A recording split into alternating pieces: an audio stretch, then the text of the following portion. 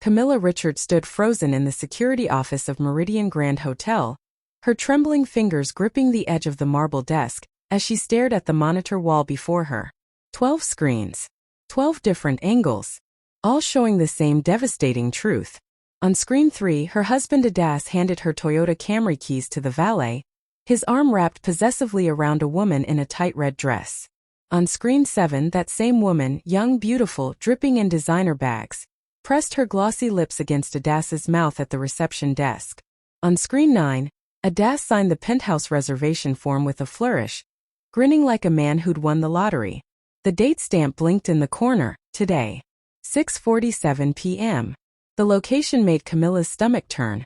Meridian Grand Hotel, penthouse suite. Her hotel. Her penthouse. Her car he was giving away like a party favor. "Ma'am," the general manager whispered beside her, his voice tight with barely contained rage on her behalf. "Should we intervene? I can have security escort them out immediately. Press charges for the vehicle fraud." "Not yet," Camilla interrupted, her voice barely above a whisper. Her eyes remained locked on the screen as Adas kissed the woman again. As hotel staff she personally hired carried champagne bottles worth more than most people's monthly salary toward the elevator. Let him finish digging. On screen 12 she watched her husband's mistress throw her head back in laughter, her hand possessively on Adas's chest. The woman's Instagram handle flashed across her designer purse at Jasmine Lux Life. Camilla's hand stopped trembling. Something cold and final settled in her chest, replacing the pain with crystal-clear purpose. "Actually," she said, straightening her spine and smoothing down her tailored navy suit, "prepare conference room A. I'm going to need the full executive board in 30 minutes. She turned to face her GM, her expression unreadable. "And make sure the penthouse ballroom has perfect acoustics tonight. I want everyone at that party to hear every single word I'm about to say." The GM's eyes widened with understanding. "Yes, ma'am. Should I notify Mr. David?" "My brother-in-law already knows I'm here," Camilla replied, checking her reflection in the darkened window. The woman staring back at her looked nothing like the insecure wife who'd spent 3 years shrinking herself to protect a man's ego. This woman was the CEO of a 12-hotel empire across West Africa. This woman had built an empire while her husband built lies. "One more thing," she added, her voice steady as steel. "When I walk into that penthouse tonight, I want every camera recording. Every angle. This won't just be a confrontation." She paused, watching on screen as Adas popped champagne he couldn't afford, celebrating a woman who wasn't his wife, in a building he didn't know belonged to the woman whose heart he'd shattered. "This will be a reckoning. Before we continue, let me ask you something quietly. Where are you listening from right now? And what time is it in your part of the world? Some of us are hearing this story under the hot afternoon sun. Some in the calm of the night, when thoughts are heavy and hearts are open. Different places, one story, one lesson. If stories like this speak to your heart, please subscribe to the channel. Your like helps this story reach another soul. Your comment tells me you understand the lesson. And when you share, you may be saving someone from the same mistake. Now let us continue. 6 months earlier, Camilla Richards' life looked perfect from the outside. She woke each morning at 5:30 a.m. in their modest 3-bedroom apartment in Lekki Phase 1, prepared breakfast for her husband Adas, and listened patiently as he complained about his sales targets at the pharmaceutical company where he worked. She nodded sympathetically when he talked about his difficult boss, his ungrateful colleagues, his frustrations with not being promoted fast enough. What Adas didn't know, what Camilla had deliberately hidden for 3 years, was that while he was complaining about his 450,000 Nigerian nairas monthly salary, his wife was running a hospitality empire worth over 8 billion Nigerian nairas. "You're distracted again," Adas said one morning, barely looking up from his phone as Camilla set his plate of yam and eggs before him. "Always thinking about that hotel job. You know, Camilla, you don't have to work so hard. You're just a manager. It's not like you own the place." Camilla bit her tongue, swallowing the truth that wanted to explode from her lips. "I do own the place. I own 12 of them. I just want to contribute to our future," she said instead, the lie tasting bitter. "Build something for us. We'd have a future if you could give me a child," Adas muttered, just loud enough for her to hear. The words hit like a slap. Camilla's hand froze on the coffee pot. They'd been trying for 2 years. Every month brought the same disappointment, the same crushing sense of failure. The doctors said there was no medical reason, these things just took time. But time was something Adas's mother, Maya, refused to grant her. "My son deserves better than a barren career woman," Maya had hissed at the last family gathering, her voice loud enough for the entire compound to hear. 3 years married and not even a pregnancy scare? What kind of woman are you? Camilla had stood there, humiliated, while Adas said nothing. He simply looked away, his silence a betrayal sharper than his mother's words. Now, watching her husband scroll through his phone with the same indifference he showed her every morning, Camilla felt something shift inside her. She'd been protecting his ego for so long that she'd forgotten to protect her own heart. "I have a late meeting tonight," she said carefully. "The hotel is hosting a corporate event. I might not be home until 11. "Fine," Adas replied without looking up. "I have plans anyway." "Plans?" Camilla's pulse quickened. "What plans? Why do you need to know everything?" His voice carried an edge she didn't recognize. "I'm allowed to have a life outside this apartment, Camilla. Unlike you, I have friends who actually want to spend time with me." The cruelty was casual, reflexive. Camilla realized with dawning horror that this was who he'd become, or perhaps who he'd always been, and she'd been too in love to see it. That night, she returned home at 10:30 p.m. to find the apartment empty. On the dining table, she discovered a receipt from La Mer restaurant. Nigerian Narrate 5,000 for dinner for 2. Expensive champagne. Lobster. Chocolate souffle. It was their anniversary. May 14th. 3 years married. Adas hadn't mentioned it once. Camilla sat alone in the dark, the receipt trembling in her hands, and let herself cry for the first time in months. Somewhere across Lagos, her husband was celebrating their anniversary with someone else, using money from their joint account to impress a woman who wasn't his wife. Her phone buzzed. A message from David, Adas's younger brother, and the only person who knew Camilla's secret. "Sister K, are you okay? I saw Adas at the restaurant." He wasn't alone. "I'm sorry." Camilla stared at the message for a long moment before responding. "I know. Thank you for telling me." David's reply came immediately. "He's been asking me for money. Says you control everything and never let him breathe. He's painting you as the villain, Camilla. Be careful." She set the phone down and walked to their bedroom. The bed was perfectly made. She'd done it that morning as she did every morning. On Adas's nightstand, partially hidden under a magazine, she found a small gold earring. Delicate. Expensive. Not hers. When Adas came home at 2 a.m., reeking of perfume that wasn't Camilla's signature scent, she was pretending to sleep. He slipped into bed without showering, without explanation, without even a whisper of guilt. The next morning, when she asked about the earring, he barely glanced at it. "The housemaid must have dropped it," he said with a shrug. "You know how careless Helen can be." But their housemaid Helen was 60 years old and hadn't worn earrings in a decade.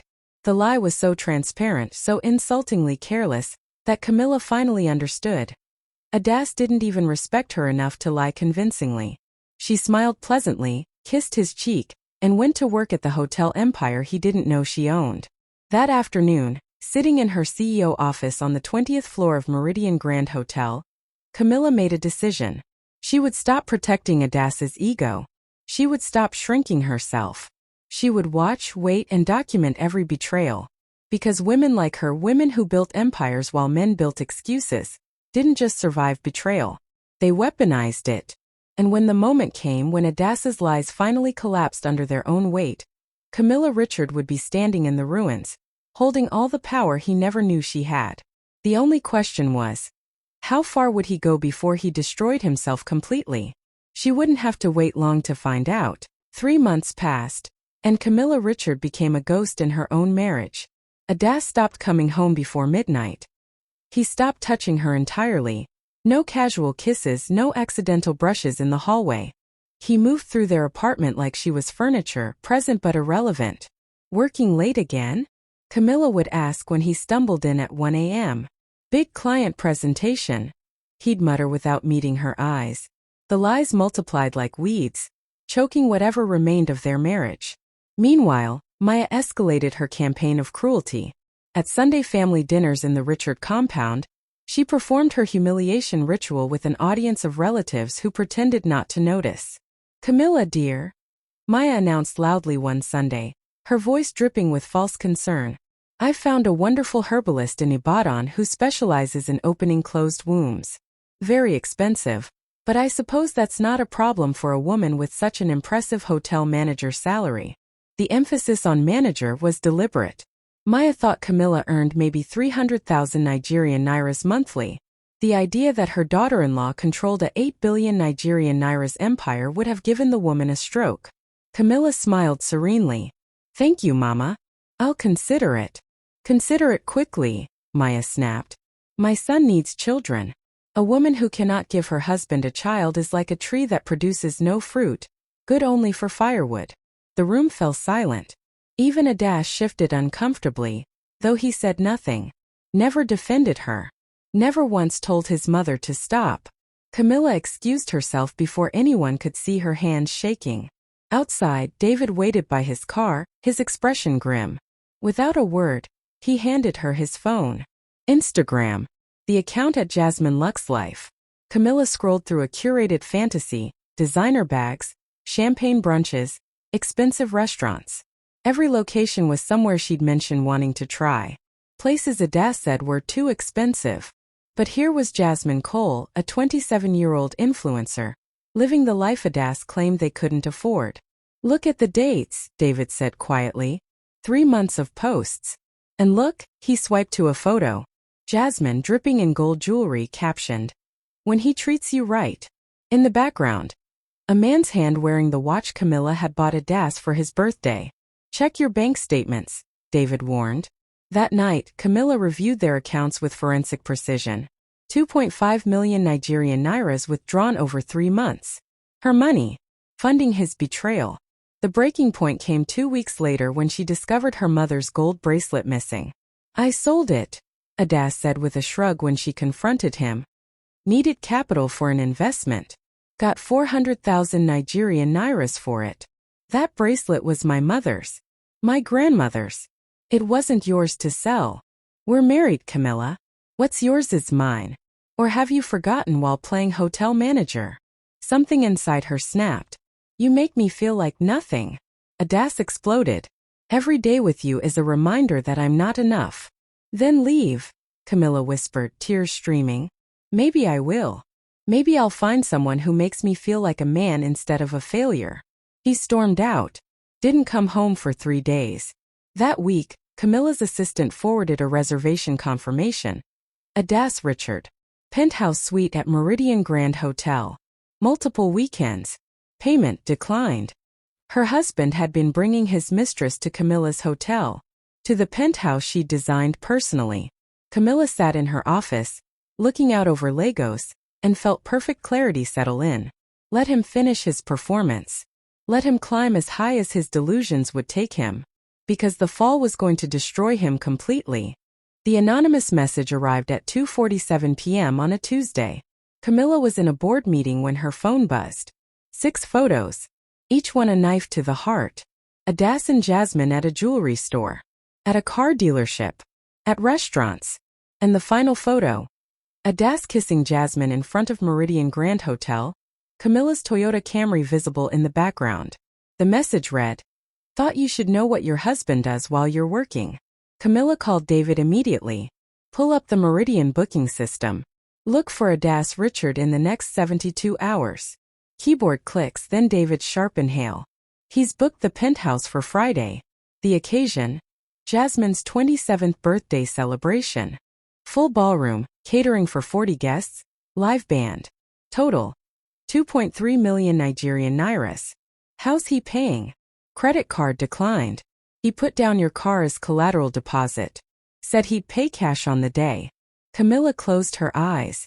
Her car, the one titled in her name alone, used as collateral for his mistress's party. "What do you want me to do?" David asked. "Let it proceed exactly as planned. Make sure everything is perfect. I want that party to be unforgettable." Friday night arrived. At 7 p.m., Camilla's security team sent live feeds. Adas arrived looking nervous but excited. Jasmine stepped from an Uber, dripping in designer everything, Instagram already documenting every moment. By 7:45, the penthouse ballroom was packed. Champagne flowed. The band played. Jasmine held court like a queen. Then Adas tapped his glass for a toast. "To the woman who makes me feel like a king," he announced, arm around Jasmine's waist. "Who reminds me what it means to be appreciated, to be loved without conditions or judgment. Unlike some people, Jasmine doesn't make me feel small.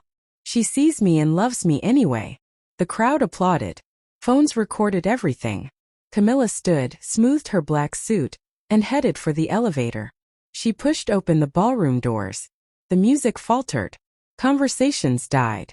Then silence crashed through the room.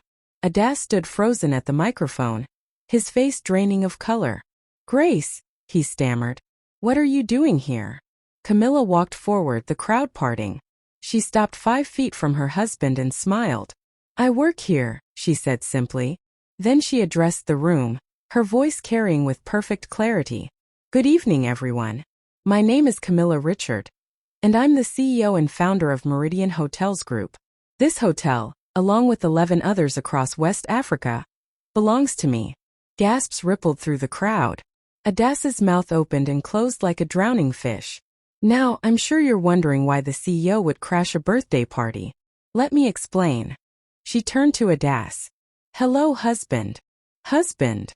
Jasmine repeated, her voice climbing. "You said you were divorced." "I never said divorced," Adas stammered. "I said separated." "You're wearing a wedding ring," Camilla observed coldly. The crowd pressed closer, phones raised, recording everything.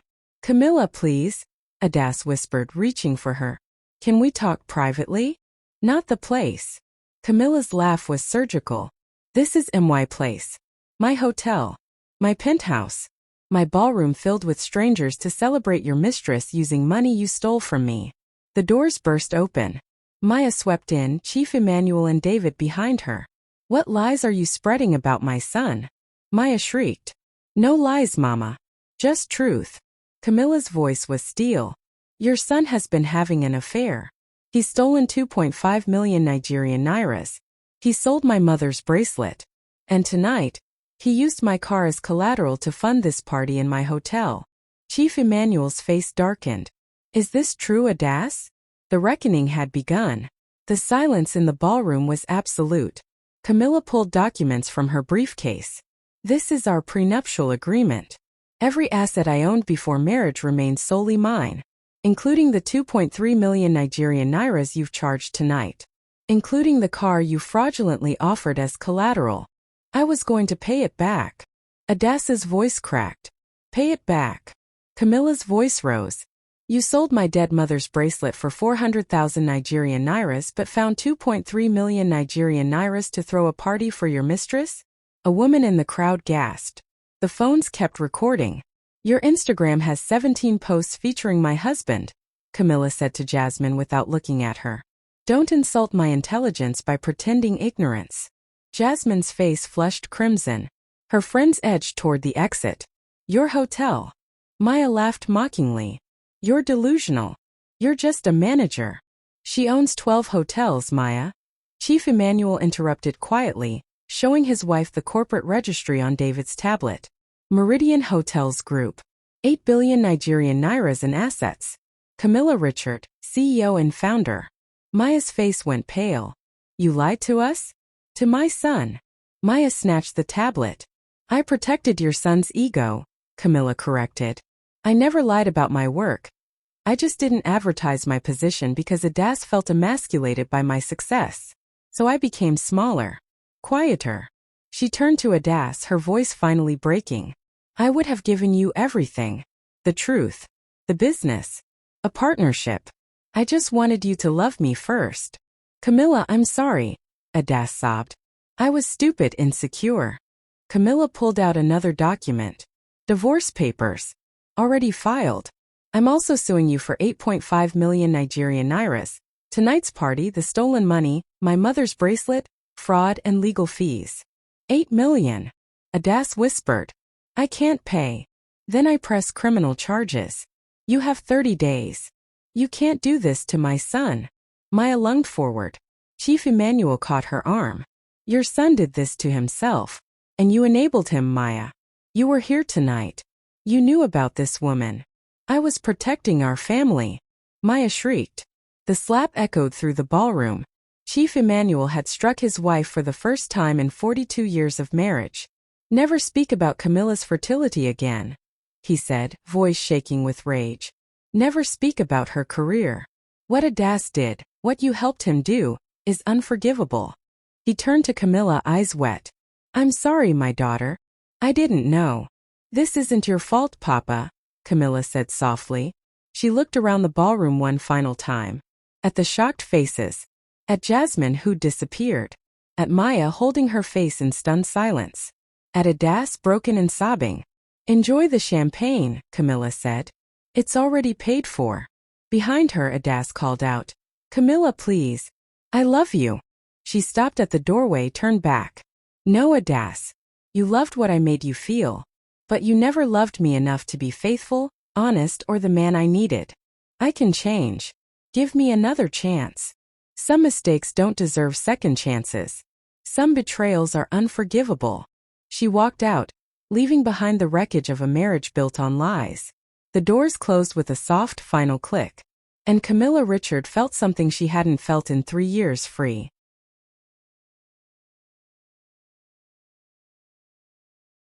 12 months later, Lagos looked different from Camilla's office on the 20th floor of Meridian Grand Hotel. Or maybe Lagos hadn't changed at all. Maybe Camilla was the one who transformed, shed her old skin, and emerged as someone new. Someone stronger. Someone who no longer apologized for taking up space. She stood at the floor-to-ceiling windows, looking out over the city's chaotic beauty, and allowed herself a moment of reflection. The video from that night had gone viral within hours. 40 phones recording. 40 different angles. 40 witnesses to Adas Richards' complete destruction. Within a week, the story had been picked up by blogs, news sites, social media. Wife confronts cheating husband at mistress's party in her own hotel. Became Nigeria's most shared story for 3 consecutive weeks. Adas's company had fired him immediately. The scandal was too toxic, too public. No pharmaceutical company wanted a sales manager who'd been exposed as a liar and thief on national social media. He couldn't pay the 8.5 million Nigerian nairas. His salary had been his only asset, and now it was gone. Camilla had pressed charges.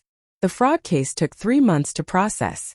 Adas was convicted of theft and sentenced to 2 years probation, 5 million Nigerian nairas in restitution payments, and 200 hours of community service. The 3.5 million Nigerian nairas difference between the court judgment and Camilla's original demand didn't matter.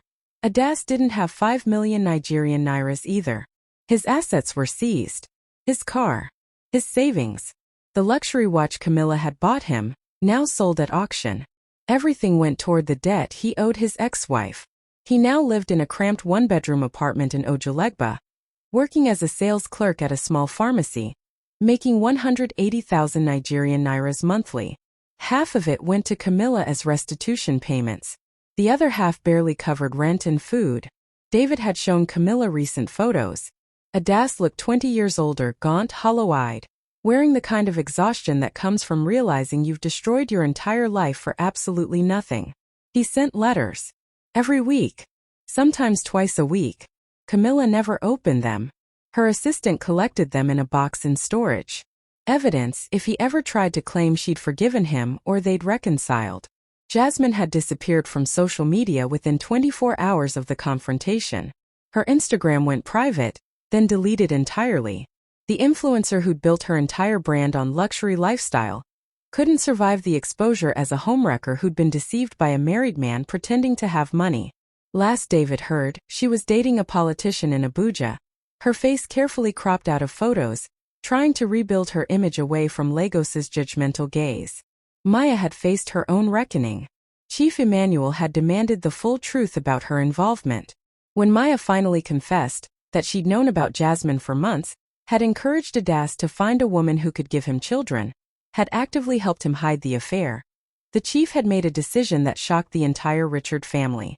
He separated their finances, moved into the guest house on their compound, told Maya that while he wouldn't divorce her for the sake of family reputation, he could no longer share a home with a woman who'd orchestrated the destruction of their son's marriage. You wanted him to feel like a man, Chief Emmanuel had said coldly at a family meeting Camilla had been told about but didn't attend. Now he has nothing. No wife, no job, no future. Are you satisfied? Maya had tried to visit Camilla 3 times. 3 times, building security had turned her away on Camilla's explicit instructions. The 4th time, Maya waited in the lobby for 6 hours until David finally came down. Tell her I'm sorry, Maya had begged, mascara running down her face. Tell her I was wrong. Tell her to forgive my son. He's dying inside. Your son is learning about consequences, David had replied, his voice ice.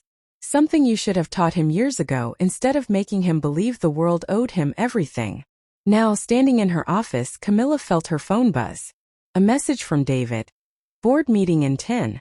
Also, Forbes wants to do a feature on you. Africa's top 40 under 40. Should I accept? She smiled. Accept. But only if they promise not to focus on the drama. I'm more than a viral video. David's response was immediate. You're a billionaire who built an empire before 30. Trust me, you're going to be just fine. The board meeting was productive. Meridian Hotels was expanding into Kenya and Tanzania. 2 new properties. 3 billion Nigerian nairas in projected revenue over the next 3 years. David had officially become COO, the partnership Camilla had wanted to give Adas, now given to someone who'd actually earned it. After the meeting, Camilla drove to Ikoyi Cemetery, something she did every Friday afternoon. She knelt at her mother's grave, placed fresh flowers and spoke softly. Mama, I learned what you tried to teach me. That a woman doesn't need to shrink herself to make a man feel big. That love without respect is just a beautiful prison. That some people will take everything you give and still ask for more. The wind rustled through the trees. Lagos traffic hummed in the distance. I'm okay now, Camilla continued. Better than okay. I'm expanding the business. Hiring more women. Creating scholarships for girls who want to study hospitality management. I'm naming the program after you. The Grace Richard Foundation. She touched the headstone gently. Adas sends letters. Says he's sorry. Says he loves me. Says he's changed. She paused, considering. Maybe he has changed. Maybe losing everything taught him something. But it doesn't matter anymore, Mama. Because some betrayals are permanent. Some wounds don't heal just because the person who caused them finally understands what they did. Her phone buzzed again. This time a news alert. Adas Richard spotted working at pharmacy in Ojulegba, viral cheating husbands fall from grace. Camilla deleted the notification without reading the article. She wasn't interested in Adas's suffering. Wasn't interested in revenge or schadenfreude or watching him struggle. She'd moved past him entirely. Past the marriage, past the betrayal, past the woman she'd been who thought love meant making yourself smaller. That evening, Camilla attended a charity gala at Eco Hotel. She wore red, bold, unapologetic red, and commanded the room without trying. Business leaders approached her. Investors pitched ideas. Young women asked for mentorship, their eyes shining with ambition. At 9 p.m., the host called her to the stage to accept an award for business innovation and female empowerment. Camilla stood at the podium, looking out over 1,000 faces, and felt the full weight of how far she'd come. 3 years ago, she began, I was a woman hiding her success to protect a man's ego. I was a CEO pretending to be a manager. I was powerful but played powerless because I thought that's what love required. The room had gone silent, everyone leaning forward. I learned something painful but necessary. You cannot love someone into valuing you. You cannot sacrifice enough to earn respect. And you cannot build a future with someone who resents your present. Applause started building, but Camilla wasn't finished. To the women here tonight who are making themselves smaller, stop. To the women hiding their brilliance to avoid intimidating mediocre men, stop. To the women who think they're too much, too ambitious, too successful to be loved, you're not too much. You're just with too little. The applause was thunderous now. As Camilla left the stage, her phone lit up with a message from an unknown number. Against her better judgment, she opened it. From Adas. I saw you on TV tonight. You look happy. I'm glad. I destroyed us, but I can't destroy what you've become. I'm sorry for everything. I hope someday you can forgive me, even if you never take me back.